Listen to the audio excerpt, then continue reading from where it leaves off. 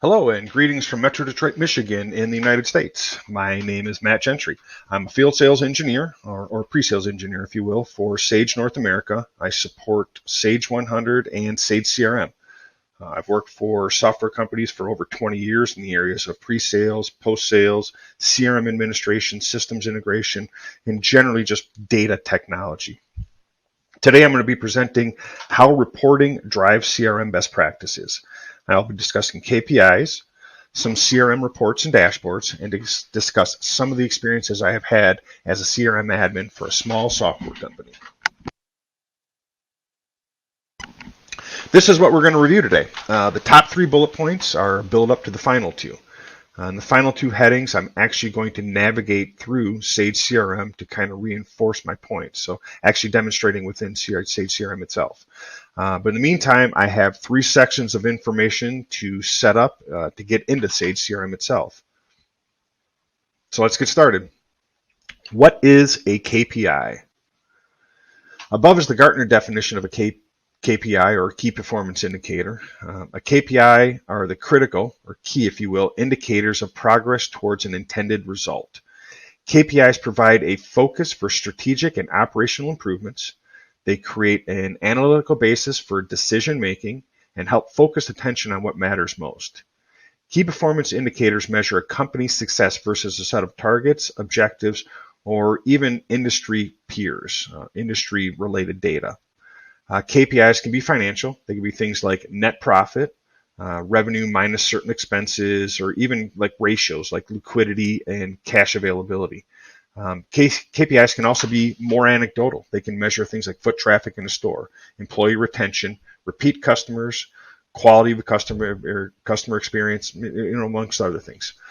You're measuring things here. And as Peter Drucker famously said, what gets measured gets done.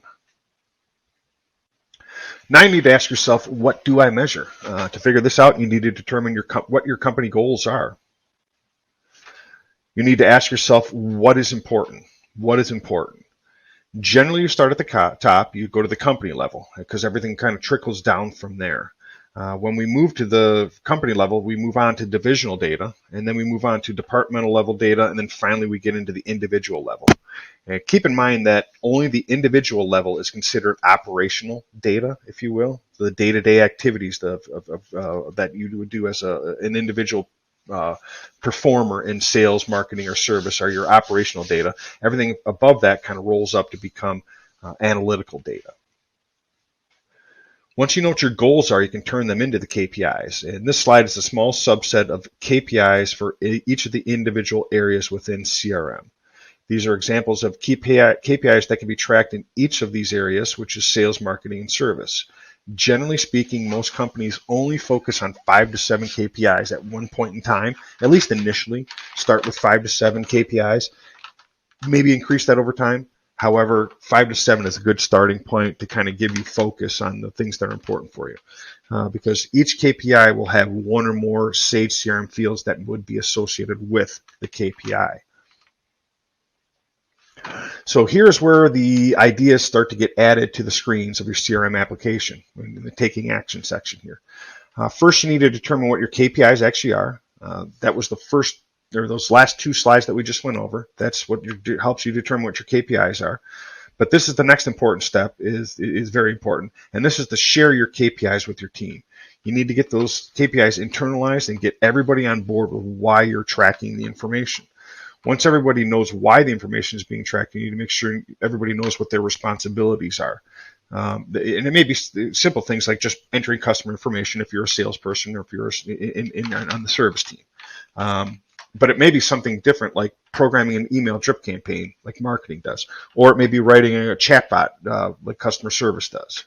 So those are the types of things that you need to be able to do in order to start tracking these things. But you will also set up regular review dates for all your KPIs. You need to make sure that your data is being populated properly, and it's also being populated timely. You don't want to go back later on and fill the information in on stuff that you need data on today. The steps above will help ensure each team knows what to do and works together to do it. Essentially, your collaboration and communication amongst teams. It helps improve that. It really does. So at this point, we need to get the data actually into the CRM. And from the meetings with your team, you should know what data you want to capture, and you should be able to make sure that those fields exist. And if they don't exist, create those fields. And if they are required, make sure that they are required within the CRM itself. You also need to make sure that your employees have told of the significance of the fields and where they're located on the forms that you're working with. The last thing to note is that you want good data entered into your CRM database so that you can properly report. Remember that garbage in is garbage out. So garbage entered into your database is only going to report garbage out of your database. That's not what you want, because you want to make sure your data is good, because your organization needs to trust the data. Repeat that. Your organization needs to trust the data, so you need to get data in there properly. So let's get into CRM. I'm going to get into the product to show you some of the configuration steps and a little bit about reports and dashboards. So let's go. Here is Sage CRM, and I am presently looking at my lead screen for Susan May. I'm in the demonstration version of Sage CRM. This was a demonstration data, which is fine because there's some data missing in here, and I'll hopefully be able to point that out for you along the way. But let's go ahead and take a look at an individual lead. This is the standard thing that a salesperson would look at. And what we want to do here is look at all these different fields that we have here, and you'll note here that each of these fields is editable when I hit the change button. But some of these fields aren't necessarily required. Some of them are. Transportation, trade show here, this description, that is actually a required field, and you can tell because it's got this little star that's next to it. You can also tell that company name, last name, first name, and email address are all fields that are required for Sage CRM, and also, by the way, who it's assigned to. And these are all very good fields, but they don't tell the complete picture from a marketing point of view. And that's kind of the angle that I'm taking here is I want to figure out as a marketing person where I should spend my money to generate leads, right? I don't want to just random willy-nilly, spend money in places that I don't know are going to work. Or if I try something new, I want to see the performance of how it does work. So getting leads into the system is the first step, but again, Sage CRM tracks the lead all the way through the sales process to opportunity and even to close, so that we know what is closing, what's not closing, and we can track that backwards to see where the leads actually came from. So we want to do that. We want to do that properly. So what I did is I created a lead marketing data report here, and what this lead marketing data report is, I'll go ahead and run this, is just some information that I think is important for working with leads from my experience. So this information is important because you need to know that the first name, the last name, and the company name are all populated. The created date, you want to know who created it, because you want to be able to talk to that person should you have questions about where things came from necessarily. Now, the last three here, the source, the segment, and the territory, are very important to me. The source is where did that lead come from? In our case here, you can see I have a couple different options. The first one is web. Web could mean a number of different things. It could mean you have a form on your website, contact us form, if you will, that they fill out once they hit the submit button. You can have that form from your website fill in and push this data, this lead data, into your CRM for you if you like. That is a good way of getting data, good leads in your system. So you want to be able to track that. We would call that source the web. You may call that source your contact us page. Maybe that's what you would call it. But you want to be able to track those. You also want to be able to track leads that come in via email, potentially via fax. I'm not sure how many people get faxes anymore, but there might be some. But you also see things like trade show, phone. Phone is pretty obvious, but trade show. Trade shows are one of those things where you would go out and you would come back with a list of leads that may be interested in your products, and you can upload those list of leads, through the system. Through a comma-separated value file or an Excel spreadsheet. But you definitely want to know that they came from a particular trade show. So, and where they're coming from, so that you can continue to, if they go all the way through the sales process to closed wins, you can put more money on the marketing side back into those areas. The segment is also important. You want to figure out where your customers are coming from. What types of customers are they? Are they manufacturers? Are they professional service organizations? Do they create media? Are they computer? Are they finance? What types of companies are there? Because if you're finding that when your leads are closing at the very end, you close win opportunities, you trace those leads back to find out, oh, they came from these certain areas, these certain segments, you want to be able to funnel your money into marketing efforts that are related to those particular areas. And then territory, although I don't necessarily always require this, but you also want to know from your territory where your leads are going to. Because if you have a group of people that are in Europe and a group of people in the US, salespeople like things fair. If you're sending 100 leads to Europe, you want to send 100 leads to the US. You at least keep them pretty close to make sure that you're getting some fairness and some equity within your sales process.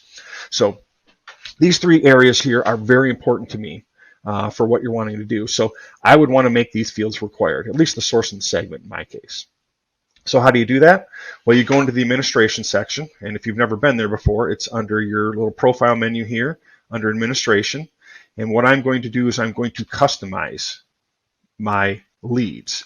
So I'm going to come over to the customizations here. I'm going to look at my leads, and you'll notice by default, the section that I'm customizing is leads. I don't need to customize the screen or list or any of these other things. I'm customizing these fields. So what I would do here is I would go down and I look for my source. And in my case, it's the lead source. And I would click this button at the very end here, which is the field security level.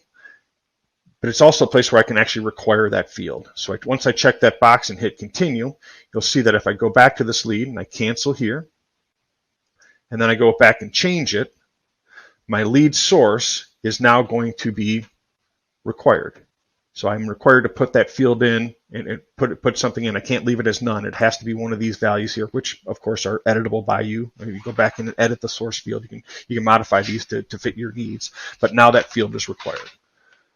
So that's what I would do to set that up, at least initially, for my leads. I want to know where my source is coming from. And again, I also want to know where, from my report here, my reporting, the territory and potentially the other one. Now, the segment, if you will. So now when I'm looking at this, an easier way of kind of looking at this instead of in report form is to create a dashboard. So I created this little demo dashboard here, and I just put two gadgets on here. And the gadget that I chose to use is just a list gadget. And when I choose the list gadget, you'll notice here I can pick out, it can be from a lead, and then I can pick out the report. And in my case, what I did is I chose my lead marketing data report. But the nice thing about this is it's not just in report form, it's also sortable and editable. So you can see here that I can sort things on my first name, and you can see my A's are coming up. I'm sorting ascending here, and now I'm sorting descending here. But the reason this is nice is because now I can look through each one of these fields, and I can look for any blank fields. I can look through my company fields and see that, is the company name populated for all of these? Is the source populated by all of these? You can see that, yes, indeed, in my case, they're being populated, but my segments aren't being populated. So now I know that I need to go back and fill in the segment for those particular leads if I want to record my information properly and make sure that I understand my data properly. So that's an important thing to note in here, is that you can sort this within your dashboard to figure out where the data is not edited or where it's not filled in, so you can go back and refill it in. Very important thing. And kind of similarly with cases, some of the fields that I like to look at here, and again, I'll click on a case here, but when I go through, there's certain case data that I like to look at because I was a support manager, so there's certain things that I wanted to know about my cases that were coming in. So let me run this report for you, and this is just a little report. Again, it's just a list report that I created. Not a fancy one. It has the reference ID, the case number, if you will, who the company is, and then I've got some other things here. These are important for me as a manager of my support department. The area, basically what area the product is it in, the source, which is kind of similar to what we had with the lead source, the stage and the status, of course, are going to be populated as it goes along, but those are also important for me. And if I needed to, I could go ahead and make those fields required. I would go into customization, go into my cases here, and customize and require those fields for me. So that is what I'm talking about within Sage CRM here. I'm going to go back to the PowerPoint for just a moment here because I wanted to say thank you for your questions. I hope you enjoy the rest of your time and have a great day.